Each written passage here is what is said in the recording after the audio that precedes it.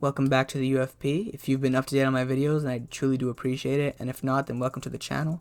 Basically what I do is talk about fights, review fights, make predictions on fights. I'm no professional, I'm just a fan, which is the name of this playlist and the series that you're listening to.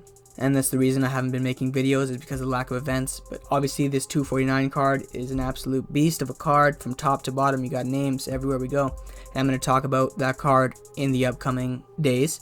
So I plan to post a video almost every day, if not every day. I'm going to jump right into the main event of this one. That's all I'm going to talk about for this video, and that's Justin Gaethje versus Tony Ferguson. Tony Ferguson, the favorite in this fight, but I'm going with the underdog in Justin Gaethje. I think what he's been able to do in these last 3 fights is tremendous. I mean, the power he showed in those last 3 knockouts, all round 1, by the way, were super impressive. Edson Barboza, James Vick, Donald Cerrone, all round 1 finishes, all top guys with the exception of, I guess, James Vick. But Edson Barboza, I know he's lower ranked now, he's still a beast on the feet, and he's not fun to stand with, and Justin Gaethje basically flatlined him, you know? And I think that's going to be Tony Ferguson's downfall, is Justin Gaethje's power, because Tony tends to get hit.